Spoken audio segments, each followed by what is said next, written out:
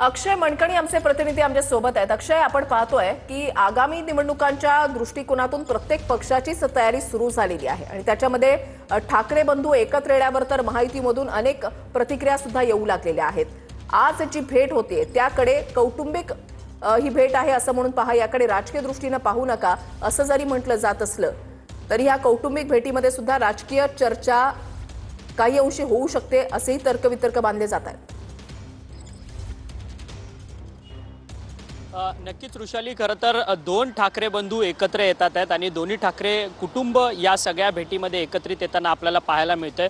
स्नेहभोजनाचा हा कार्यक्रम जरी मातोश्रीवरती असला तरी आगामी सगळ्या राजकीय समीकरणाच्या संदर्भात ही भेट जी आहे ती अत्यंत महत्त्वाची ठरणार आहे, कारण की काही महिन्यातच मुंबई महानगरपालिकेची निवडणूक आलेली आहे आणि त्याचसोबतच स्थानिक स्वराज्य संस्थांच्या निवडणुका होणार आहेत। त्यामुळे या सगळ्या निवडणुकींच्या संदर्भात ही कौटुंबिक भेट असली तरी दोन्ही ठाकरे बंधूंची या सगळ्या संदर्भात काही नेमकी चर्चा होते का हे देखील पाहणं तितकंच महत्त्वाचं ठरणार आहे। परंतु मुंबई महानगरपालिकेच्या निवडणुकीमध्ये हे दोन ठाकरे बंधू एकत्रित निवडणुका लढवून कशा पद्धतीने आपली छाप जी आहे ती महानगरपालिकेवरती सोडणार आहे हे सगळं पाहणं महत्त्वाचं ठरणारच आहे आगामी काळात। परंतु सातत्यानं दोन्ही ठाकरे बंधूंच्या या भेटीगाठी ज्या आहेत त्या सातत्याने होताना पाहायला मिळतं। उद्धव ठाकरेंच्या वाढदिवसानिमित्त स्वतः राज ठाकरे जे आहेत ते मातोश्रीवरती आले आणि त्यांना वाढदिवसाच्या शुभेच्छा दिलेल्या। त्याच्यानंतर मग गणपतीच्या वेळेस संपूर्ण उद्धव ठाकरे यांचं कुटुंब शिवतीर्थावरती पोहोचलेलं होतं आणि आता थेट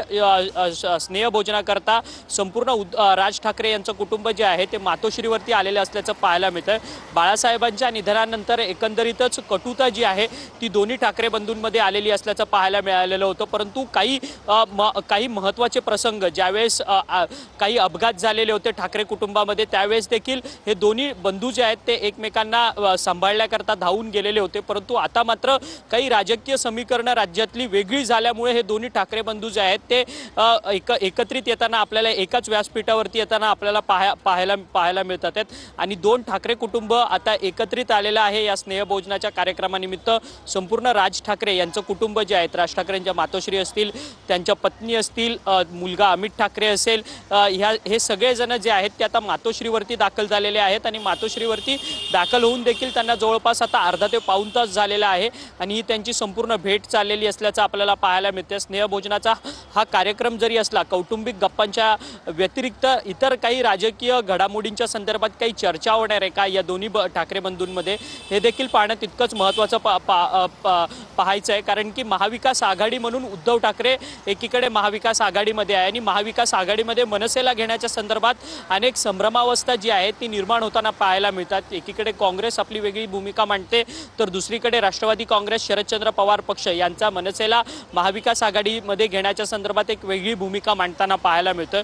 त्यामुळे आगामी काळात दोन ठाकरे बंधू स्वतंत्रपणे या सगळ्या महानगरपालिकाच्या निवडणुका असतील किंवा स्थानिक स्वराज्य संस्थांच्या निवडणुकीमध्ये एकत्रितपणे निवडणुका लढतील का हे देखील पाहणं तितकंच महत्त्वाचं ठरणार आहे। परंतु ह्या सगळ्या ज्या काही भेटीगाठी होतात दोन्ही ठाकरेंच्या त्या अत्यंत महत्त्वाच्या मानल्या जातात, कारण की राज्याच्या राजकारणामध्ये सध्या भाजपा हा मोठा जायंट किलर पक्ष ठरलेला असल्याचं आपल्याला पाहायला मिळतंय।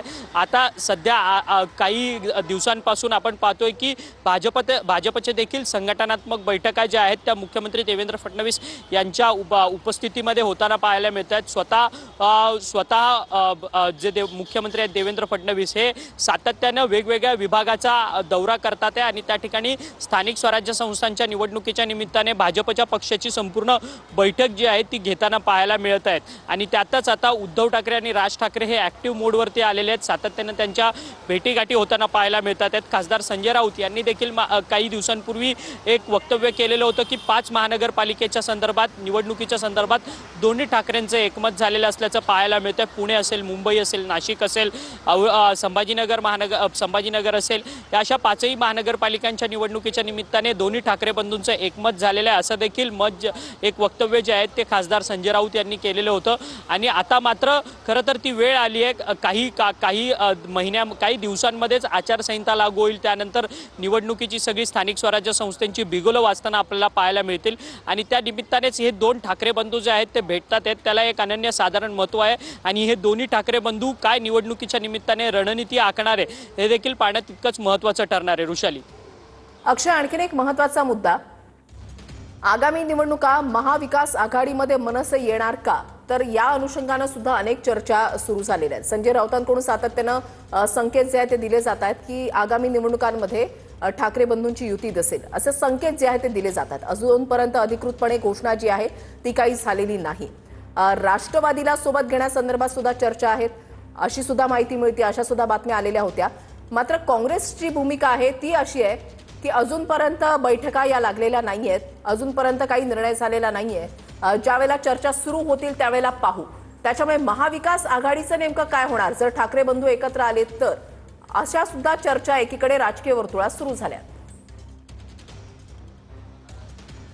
नक्कीच वृषाली, खरं तर तुम्ही म्हणतात ते बरोबर आहे, कारण की महाविकास आघाडी म्हणून उद्धव ठाकरे यांनी मागच्या सगळ्या निवडणुका लढलेल्या असल्याचं आपल्याला पाहायला मिळतंय।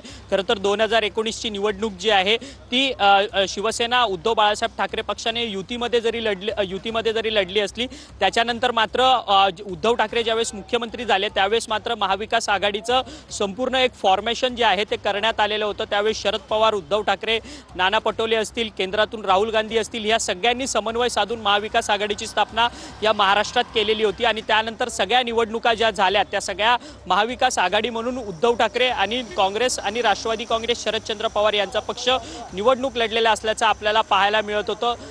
इव्हन लोकसभा निवडणूक मागची जी झाली ती देखील महाविकास आघाडीने जोरदार पद्धतीने लढली आणि त्याच्यामध्ये चांगलं यश देखील मिळवलेलं होतं। परंतु आता स्थानिक स्वराज्य संस्थांच्या निवडणुका आहेत आणि स्थानिक स्वराज्य संस्थांच्या निवडणुका या मिनी विधानसभाच्या निवडणुका म्हणून ओळखल्या जातात, कारण की अनेक जिल्हा परिषदा असतील, नगरपंचायती असतील, नगर परिषदा असतील किंवा महानगरपालिका असतील, या सगळ्यांच्या निवडणुका आहेत आणि ही निवडणूक म्हणजे कार्यकर्त्यांची निवडणूक आहे। या कार्यकर्त्यांच्या निवडणुकीमध्ये कार्यकर्त्यांना बळ देणं जे आहे ते अत्यंत महत्त्वाचं ठरणार असतं, कारण की याच कार्यकर्त्यांच्या जोरावरती आगामी आमदारकी आणि खासदारकीच्या निवडणुका ज्या आहेत त्या जे नेते मंडळी आहेत ते निवडणूक लढत असताना आपल्याला पाहायला मिळत असतात। परंतु आता महाविकास आघाडीमध्ये राज ठाकरे यांची एंट्री होणार का, हा खरं तर मोठा प्रश्नचिन्ह आहे, कारण की ज्या पद्धतीने गेल्या काही दिवसांपूर्वी काँग्रेसचे प्रदेशाध्यक्ष असलेले हर्षवर्धन सकपाळ यांनी राज ठाकरे यांना महाविकास आघाडीमध्ये घेण्याच्या संदर्भात काही प्रश्न जे आहेत ते उपस्थित केलेले होते। काँग्रेसकडनं सातत्यानं म्हणण्यात येते की परप्रांतीयांवरती एकदम खालच्या पातळीवरती जाऊन टीका करणं किंवा त्यांना मारहाण करणं हे योग्य नाही आणि त्या पद्धतीची भूमिका जी आहे ती सातत्यानं काँग्रेस मांडताना पाहायला मिळते। आणि काँग्रेसकडच्या काही नेत्यांकडनं सांगण्यात येत आहे असंविधानिक पद्धतीने मनसेची भूमिका जी आहे ती काही प्रकारांमध्ये आपल्याला पाहायला मिळते। त्यामुळे काँग्रेसला मनसेला महाविकास आघाडीमध्ये घेण्याच्या संदर्भातले अनेक मतप्रवाह जे आहेत ते महाविकास आघाडीमध्येच असल्याचं आपल्याला पाहायला मिळतंय। काँग्रेस आणि राष्ट्रवादी काँग्रेस शरदचंद्र पवार पक्ष या दोन्ही पक्षांची जी मनसेला महाविकास आघाडीमध्ये घेण्याच्या संदर्भातली दोन वेगवेगळी मतप्रवाह पाहायला मिळतात। त्यामुळे आगामी स्थानिक स्वराज्य संस्थांच्या निवडणुका महाविकास आघाडी म्हणून उद्धव ठाकरे महाविकास आघाडीबरोबर लढणार की मनसे आणि दोन्ही ठाकरे बंधू एकत्रितपणे स्वतंत्रपणे स्थानिक स्वराज्य संस्थांच्या निवडणुका लढणार आहेत, हे देखील पाहणं तितकंच महत्त्वाचं आहे, कारण की प्रत्येक पक्षाचे आता स्थानिक स्वराज्य संस्थांच्या निवडणुकीच्या निमित्ताने सर्वे होताना पाहायला मिळतात। त्या सर्वेचे रिपोर्ट त्या पक्षाच्या प्रमुखांकडे येतील आणि त्यानंतर ते आपली भूमिका जी आहे ते निवडणुकीच्या निमित्ताने स्पष्ट करताना आपल्याला पाहायला मिळतील। नक्कीच धन्यवाद अक्षय दिलेल्या या सविस्तर माहितीसाठी आणि संपूर्ण बातमीच्या विश्लेषणासाठी।